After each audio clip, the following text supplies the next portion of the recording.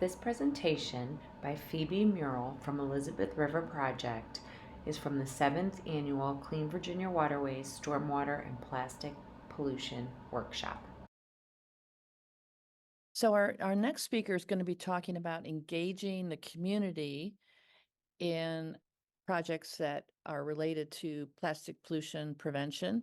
Our speaker is Phoebe Murrell from the Elizabeth River Project. She is a native of Norfolk, and she developed her love of the Elizabeth River by splashing in puddles and climbing under bridges in her neighborhood as a child. She worked with the Elizabeth River Project as an intern in 2018 and worked in a variety of roles while completing her bachelor's degree in earth and environmental sciences. She then left the organization in 2021 to pursue her Master of Public Policy from Duke University, where she focused on community and data-informed policy innovation. She is thrilled to be back on the Elizabeth River team, and she manages the River Star Homes program. And she also wanted to share that she loves spicy food, escape rooms, and she is avid learner of French. Good morning, everyone. My name is Phoebe Murrell. I'm with the Elizabeth River Project. I'm going to be talking a little bit about the River Star Homes program, which is just one of our many programs, which I'm the manager of. So first off, before I get started into that, I wanted to tell you a little bit about the organization that brings the program to you. We are the Elizabeth River Project. Our mission is to restore the Elizabeth River through equitable collaboration with diverse communities, businesses, and governments. ERP was founded around a kitchen table back in 1993. Let's see. Back then, the river was so polluted, it was all but given up on. It was considered dead. Scientists would place bets on how long a fish or organism would live in a tank filled with the water from the Elizabeth River. However, it didn't stop that group that started the organization around a kitchen table back in 1993. So now, more than 2 decades later, we've seen an increase in vibrant species enjoying the river like seahorses, dolphins, pelicans, otters. These are all species that are notorious for only wanting to live in clean waters. Next slide, please.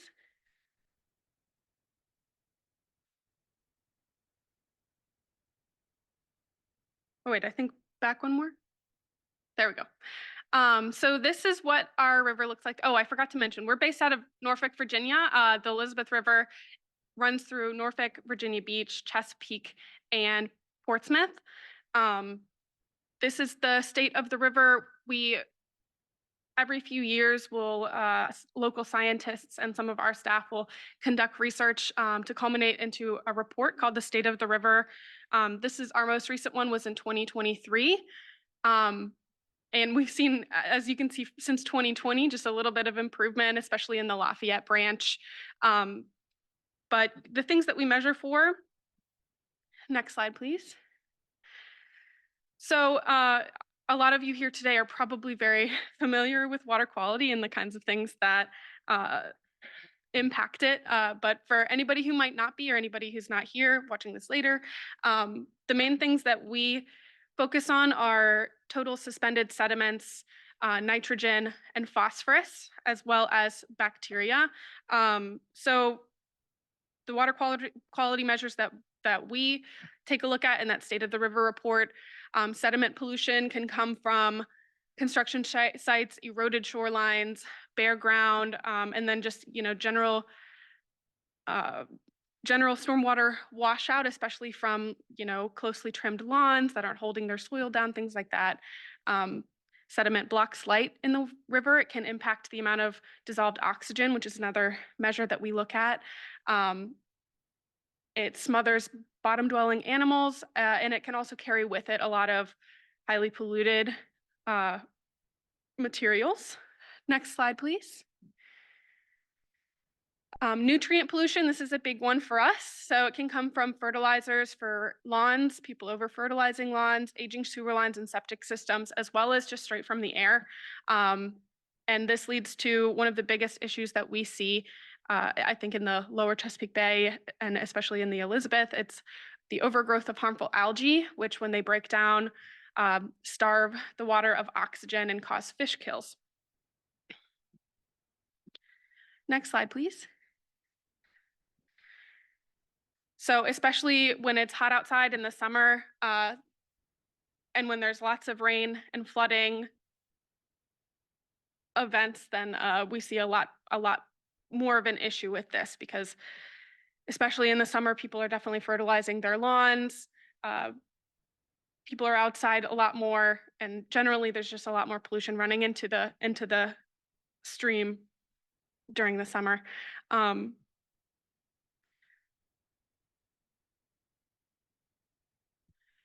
Next slide, please. The final thing that we take a look at is bacterial pollution. This one's another big one, especially in the Elizabeth. It has been unsafe to consume shellfish in the Elizabeth. It's been banned since, I believe, the 20s. It's also, most of the time, it's pretty dangerous to consume fish out of the water, sometimes, especially after a big storm event. And one of the main causes of this is actually dog poop. So if you have a dog, please scoop your poop. It can also come from, other sources such as sewer lines and septic systems. Next slide, please. And this is a big issue, especially in the area that we operate out of. If you're a native of Hampton Roads, or if you've ever visited it, you're probably not a stranger to flooding. We're especially seeing an increase in nuisance flooding, which is just high tide, even when there's no rain. But also, as we see climate change, we're seeing a lot more large storm events that are leading to large floods. And Hampton Roads is actually only the second in the country, just behind New Orleans, for the area with the highest rate of sea level rise. So continually, this problem becomes more and more important. And recognizing this, stormwater is one of the main focuses of the Elizabeth River Project, and specifically, next slide, please, the Riverstar Homes program. So the Riverstar Homes program, as I mentioned earlier, ERP tries its best to collaborate as much as possible. So this program is a way for us to connect with the community, individuals. Right now we have over 6,700 Riverstar Homes pledged to do 7 easy steps that lead to a cleaner river. The program originated in 2011, and it is free to participate in. It's pretty easy. Like I said, all you have to do is pledge to do these 7 steps that I'll tell you on the next slide. But once you sign up, participants are eligible for different cost share opportunities. So we have cost share opportunities for living shorelines, riparian buffers, rain gardens, conservation landscaping, infiltration practices. We also have a free tree program, and then anywhere we can outside of those programs that we're able to offer, we offer as many resources and guidance that we can. Next slide, please. So as I mentioned, it's 7 easy steps. These are the ones top of the list is scoop the dog poop. As I mentioned before, reducing excess lawn fertilizers. We also try and encourage folks to mow a little bit higher, at least 3 inches, so that your grass has a chance to grow its roots a little bit deeper at least. Keep pollutants out of storm drains. When you cut your grass or when you rake your leaves, don't put anything out of down the drain when you do that. Don't feed geese. We definitely try and encourage them to just move on. This one's increasingly difficult because geese they're pretty much here to stay, but but we try and do our best to encourage them not to hang out around the river. They can cause a lot of bacterial pollution as well. Avoid single-use plastics. This is actually one of our the most recent update to this list. obviously, as we are all here today to talk about marine pollution, this is a big one for us. So we try our best to encourage our participants, educate them about the impacts of plastic pollution. And when we launched this, we had some giveaways of some sustainable items. And then finally, don't flush your medicines down the drain. Our wastewater treatment plants just aren't equipped to handle those kinds of things, so it ends up back in the river. Next slide, please. So I'll talk a little bit more about the cost share programs that we offer. Most of our programs are made possible by contracts with 3 out of our 4 watershed cities. They contract us out to install residential projects in areas where they're not able to access because of, for a long list of reasons. Sometimes mistrust in government. But anyways, we have a very good connection with our community since we started that grassroots effort back in the 90s. And so the cities contract with us, and then we're able to then give them credit for the nitrogen and sediment reductions that they need to meet for their MS4 permits. So the first one's rain gardens and conservation landscaping. Rain gardens, especially in our area with a very high water table, they aren't always feasible. And so we've also started doing conservation landscaping with some asterisks there. It's more than just planting native plants.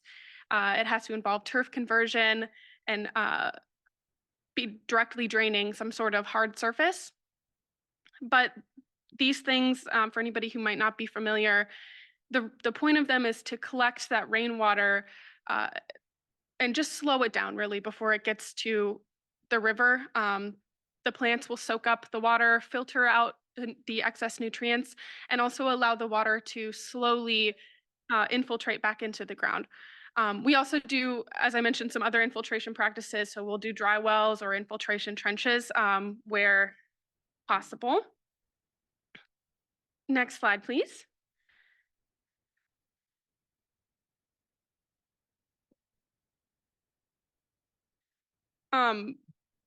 That being said, our bread and butter are living shorelines. We are actually a licensed contractor in Virginia to construct, install, design, permit living shorelines.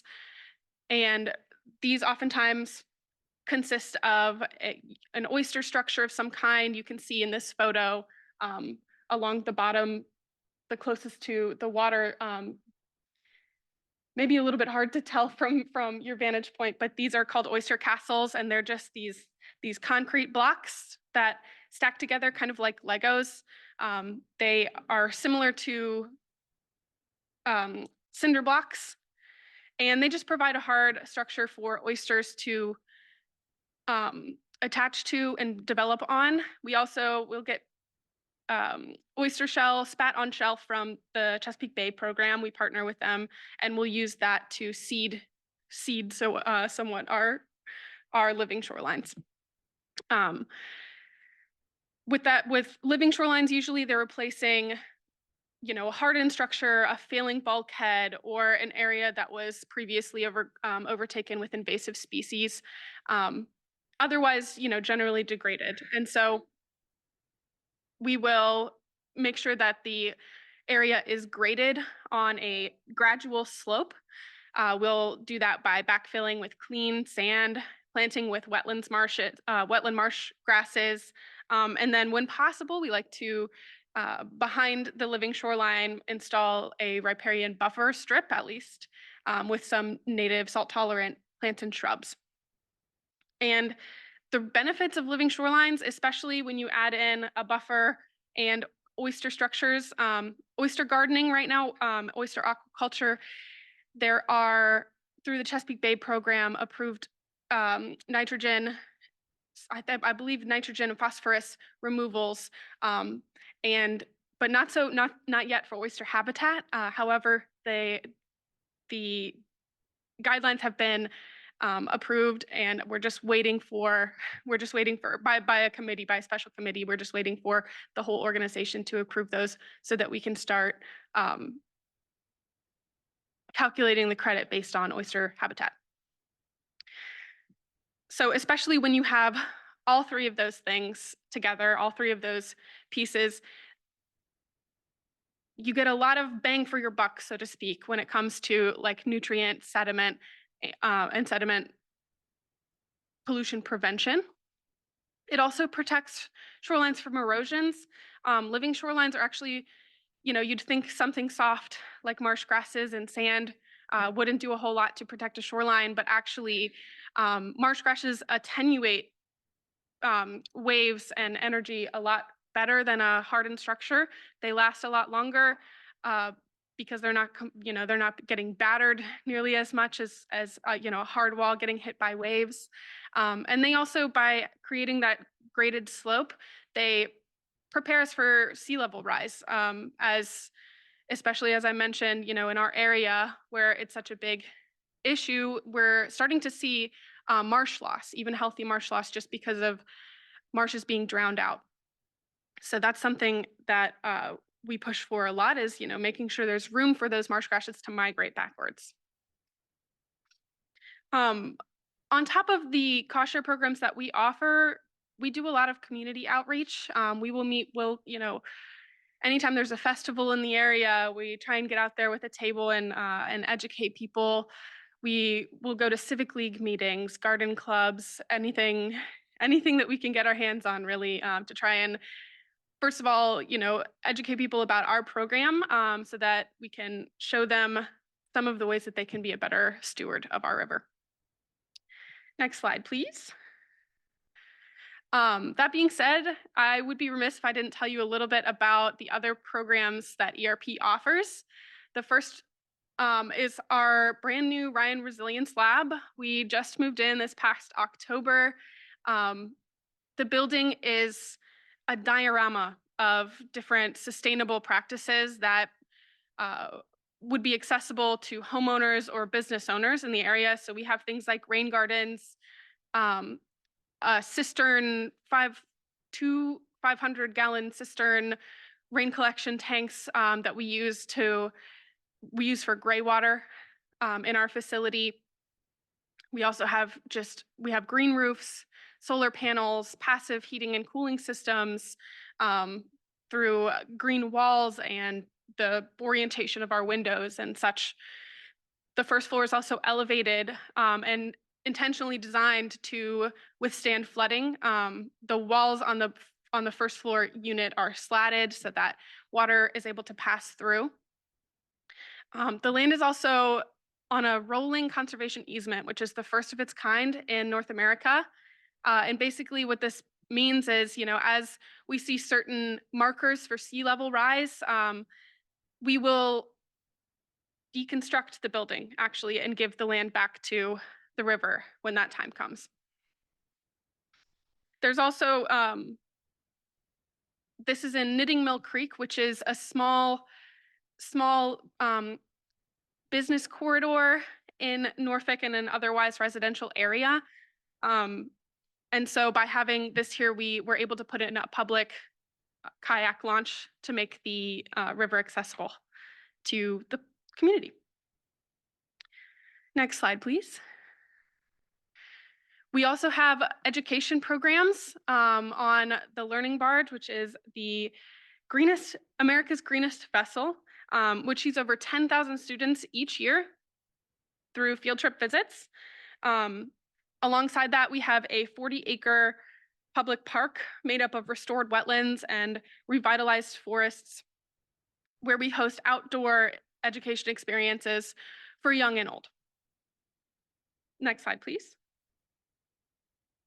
And I just realized here, I excruciatingly missed one of our programs that's similar to the Riverstar Homes program. We have a Riverstar Business program where we recruit businesses and help them to install voluntary sustainable practices. So this can be, it doesn't have to be, necessarily related to the river, we do have a lot of industrial shoreline, and so we have done a lot of, habitat and restoration work there. But it can also look like, installing LED light bulbs throughout your facility, and things like that. And participants of that program have collectively reduced over 370 million pounds of suspended sediments, nitrogen, and phosphorus. Each year for that program, we also host an annual recognition luncheon where we honor some of our most river-friendly businesses. And then on this slide, as you can see, we have a lot of also volunteer opportunities. You can help us come and build a living shoreline. That's a lot of fun. It's a little bit backbreaking, but definitely a very fun experience to have. We also do lots of community cleanups, both at our Paradise Creek Nature Park in Portsmouth. We do them on the site of our Ryan Resilience Lab in Norfolk, and we also do them throughout the community. Next slide, please. So that concludes my presentation for today, but thank you so much for having me. Do you have any questions? Yes, I do. Yeah. A couple of them. Where is the funding for the Ryan Resilience Lab? Where's that coming from? And then also for your education center, the Paradise Creek Nature Park. Yeah. So for our Ryan Resilience Lab, the majority of the funding from that came from a private donations through a capital campaign. It was called the Next Wave campaign. For some of the systems that we put in place at the lab, such as, I forgot to mention, it has a large living shoreline in the back, and we were able to secure some grant funding for those projects. For Paradise Creek Nature Park, that land was actually, I honestly, I forget how we purchased it. But all of the programming out there, a lot of it is funded through NOAA grants. We have a lot of NOAA education grants. And a lot of the work that we do in Riverstar Homes, and some of our other larger restoration projects, are funded through a lot of NIFWIF grants, as well as, here and there we've got some smaller grants, community foundations, and things like that.